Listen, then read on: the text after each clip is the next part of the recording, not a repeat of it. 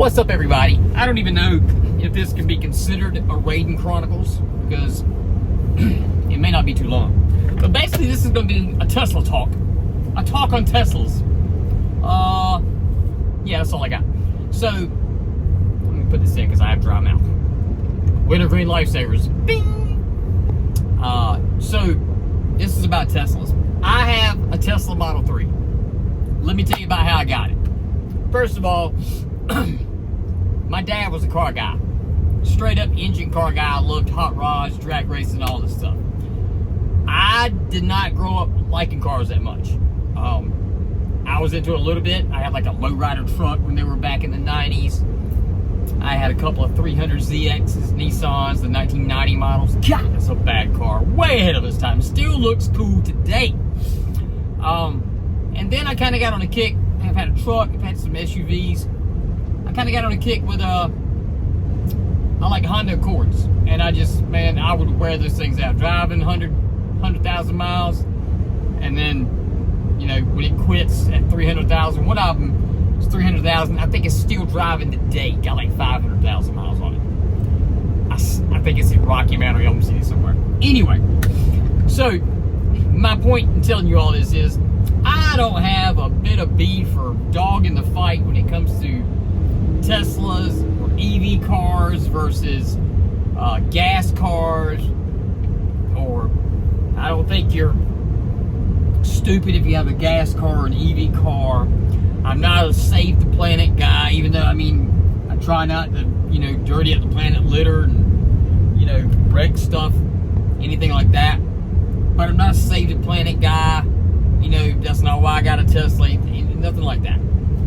So I was always under the impression that Teslas were really, really expensive. And to me, really, really expensive is like, you know, $100,000 car. I mean, actually, let me back up.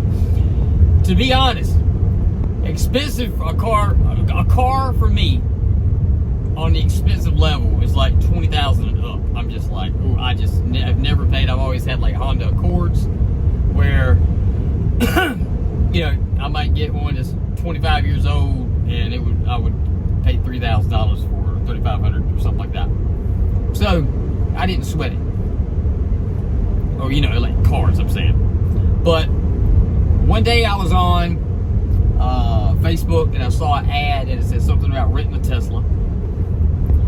And I was like, man, you know what? I'm probably never going to make that much money, you know? So, wonder how much you can rent them for. So I got to look at it. It was like $55 a day on the Turo app, the T-U-R-O app. And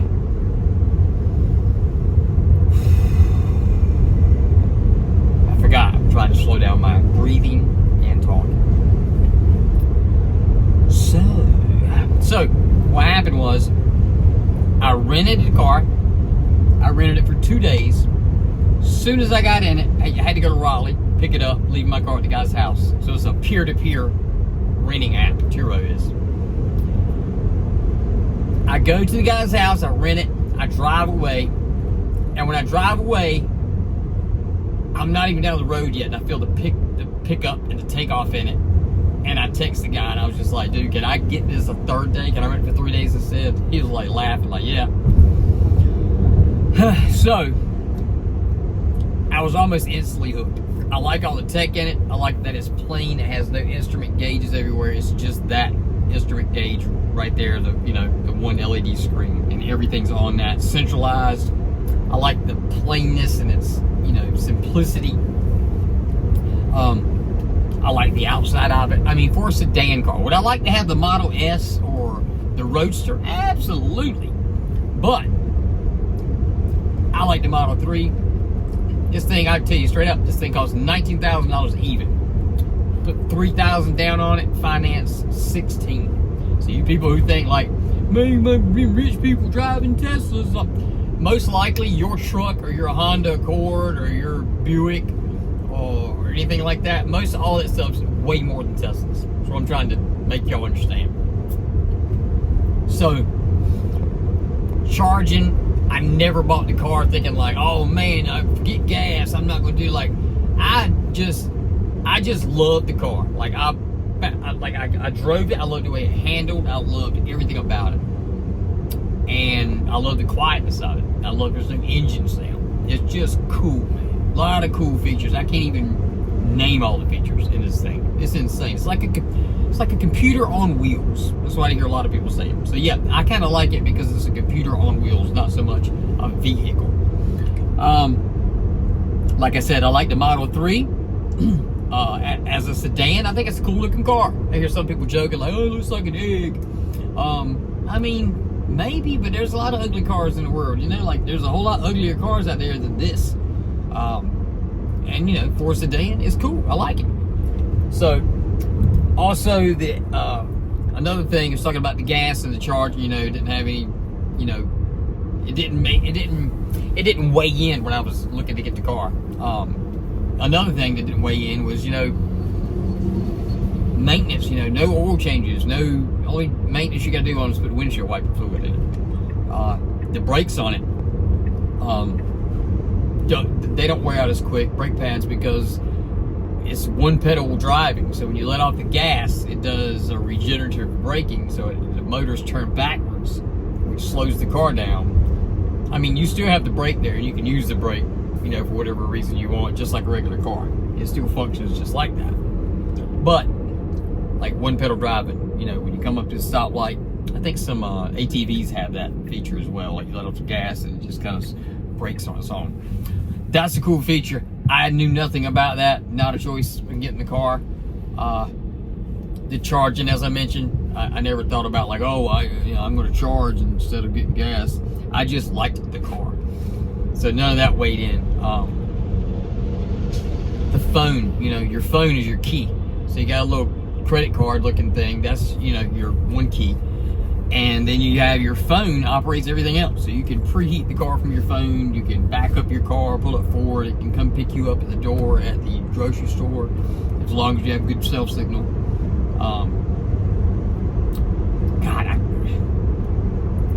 It does so much more. Mine's a 2018 model, so I was looking to, like, some of the things I had seen, like on the one I rented. I think the one I rented was a 2020 or something, but it had the automatic trunk. I've never had a car with a button that you mash that pops the trunk.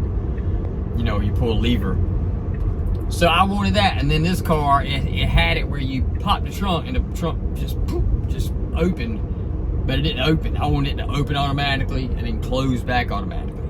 And so I bought an aftermarket and I put it on myself.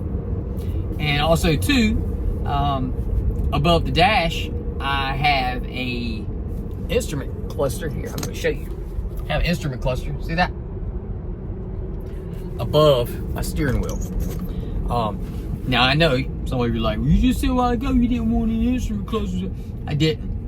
I just thought it was cool. I had seen this instrument cluster, and I just thought how cool. It's got, you know, miles per hour, energy level, weather, what gear it's in, battery level, tire pressure, the range I have left, whether the lights are on, and the time, all in that little bitty thing is smaller than my phone.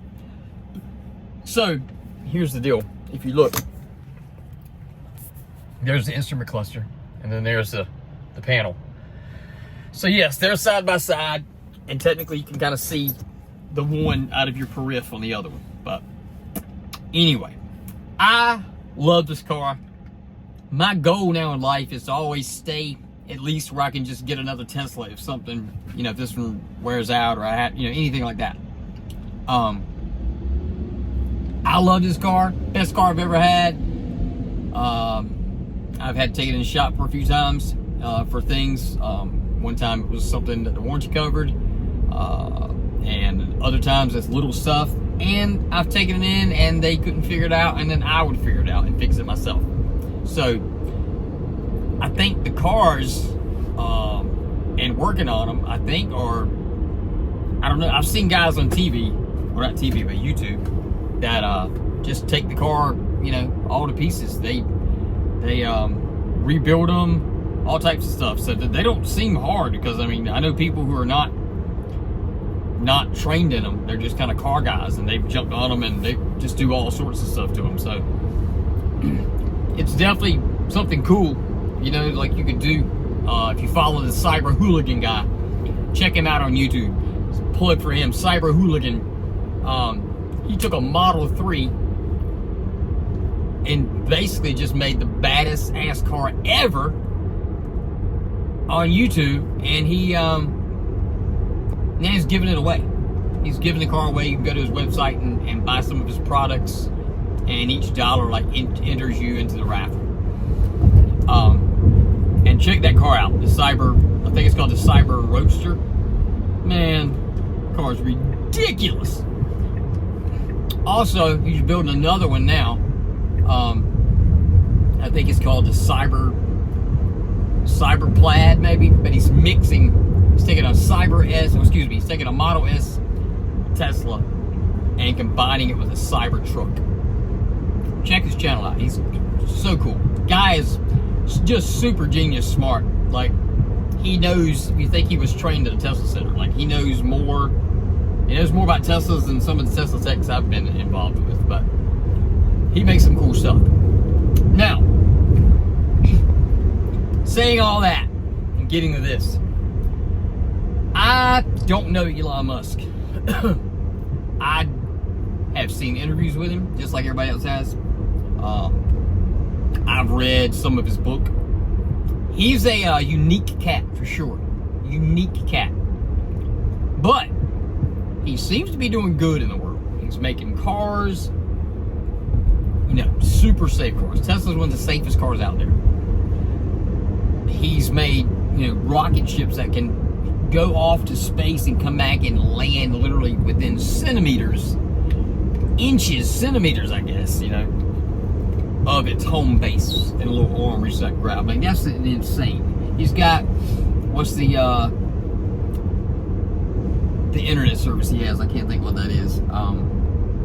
Starlink.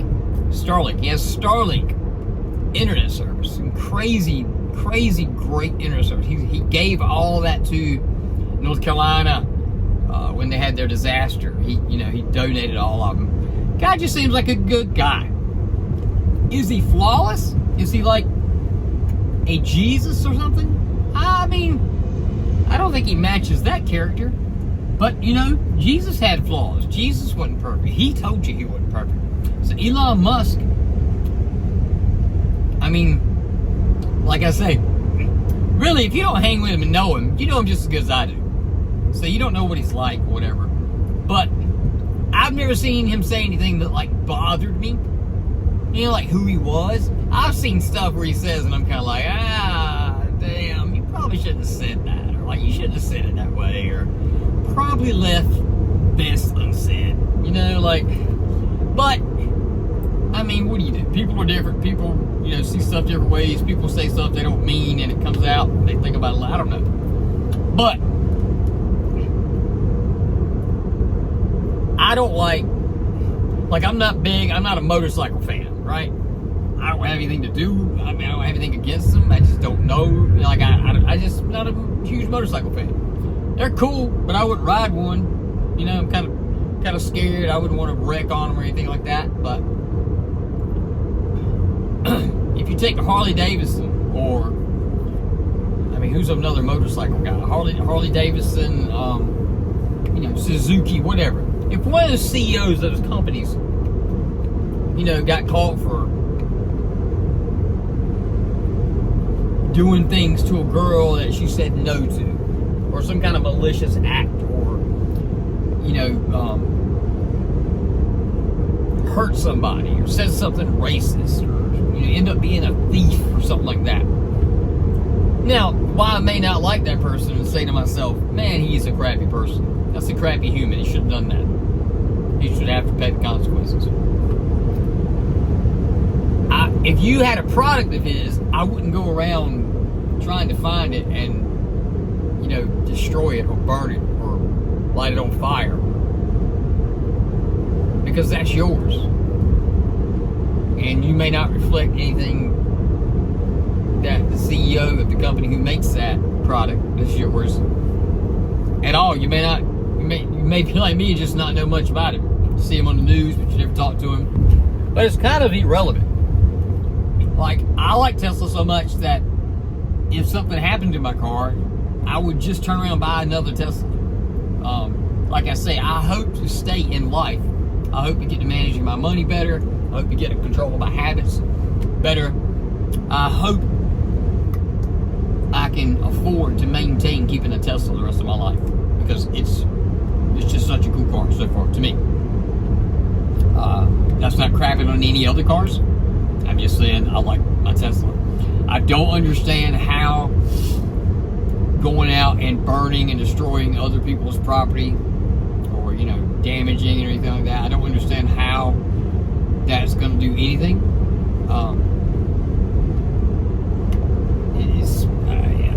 I don't get that. I don't even know why that's warranted, or why anybody would want to do that for.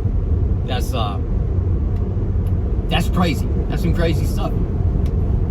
But like I say, if Harley Davidson messed up and did some stuff like that, like, I wouldn't go destroy your motorcycle and be like, he's a prick and a dickhead, so I'm going to go destroy your motorcycle that you paid for with your money.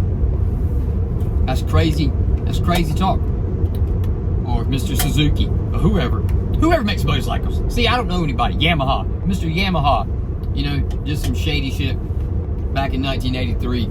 Or if he was doing some shady shit right now in the government, or what you perceived as crazy, I still wouldn't go out and mess your Yamaha motorcycle up. I don't get that. So what I'm trying to say is, please, nobody mess with my car. You're not accomplishing anything except being a dickhead. And don't mess with anybody else's Tesla. And just don't mess with anybody else's stuff for any reason. Let people have their stuff. All stuff in the world is happening, like, it's not bothering you. And if it does, then you need to get a life. You need to get off the phone and off the TV and start doing other stuff. Because it should never come to stupid stuff like this. Like, I hear one guy has got a mapping system of the whole United States set out with Molotov cocktails as the icons of all the cars, Teslas, in the United States, for people to come, like, burn and take, or whatever, destroy it. I don't get it. Yeah, it's insane. But that's a very bad thing to do, very bad way to be, very bad human being to be. So don't let him take your soul and talk you into destroying other people's property and stuff like that. That's not cool, y'all. That's not cool at all. So anyway, I hope you guys adhere to that. And I hope all that just gets cracked down on. It's crazy. Whether you hate Elon Musk, or whether you hate Trump, or if you're for whatever, has nothing to do with other people's property. That's just insanity. Somebody's pushing that agenda and they're paying for it. So, but they're paying for it with you. So, anyway, be a good person. Don't mess with anybody's property. Peace out.